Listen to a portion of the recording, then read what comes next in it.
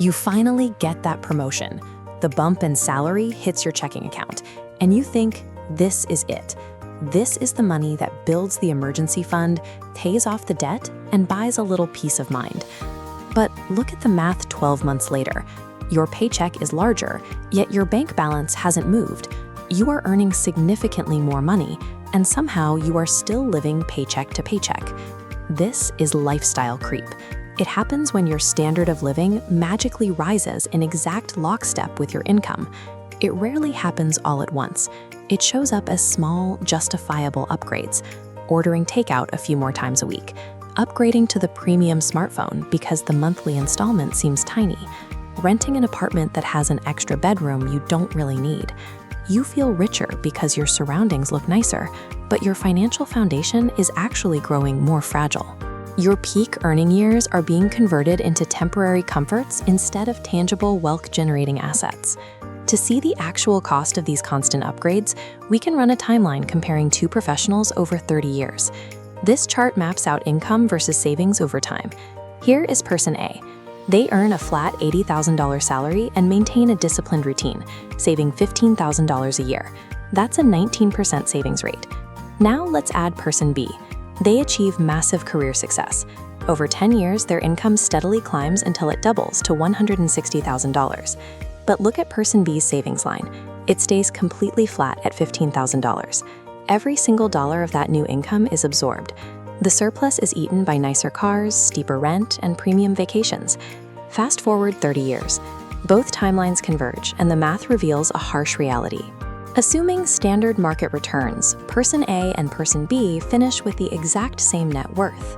Person B paid a multi-million-dollar tax for temporary luxury. Doubling your income does absolutely nothing to build your wealth if every extra dollar goes toward maintaining an inflated lifestyle. Rational people don't actively choose to sabotage their net worth, so we have to ask why this happens so consistently. It starts with a psychological baseline shift called hedonic adaptation. Your brain is wired to rapidly get used to new comforts. The upgraded car or the premium streaming service feels like a treat for about a month. Then it simply becomes your new normal, and you start craving the next tier up. Then you add what financial advisors call the Instagram tax. We are constantly exposed to curated snapshots of our peers, taking foreign trips and wearing designer brands.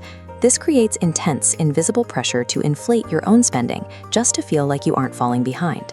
To make matters worse, modern payment systems are engineered to exploit this pressure. Features like buy now, pay later, and one-click checkout remove all the friction from spending.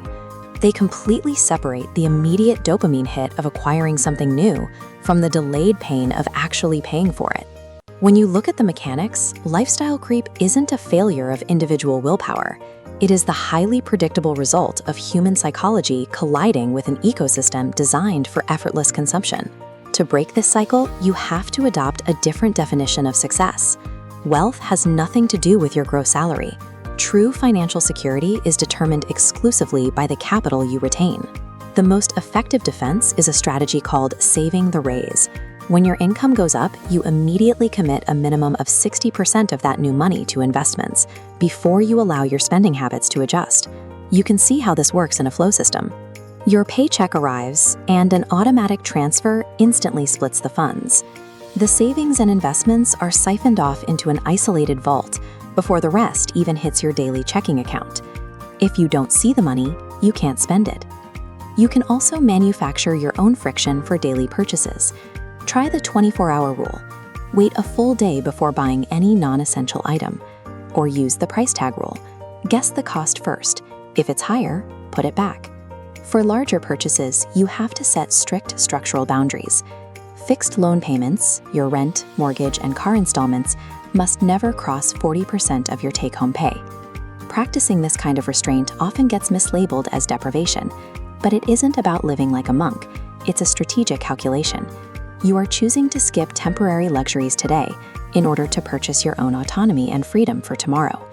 When you successfully neutralize the creep, every promotion actually matters. Your financial stability scales directly alongside your career, and your high income finally starts doing its job, building lasting wealth.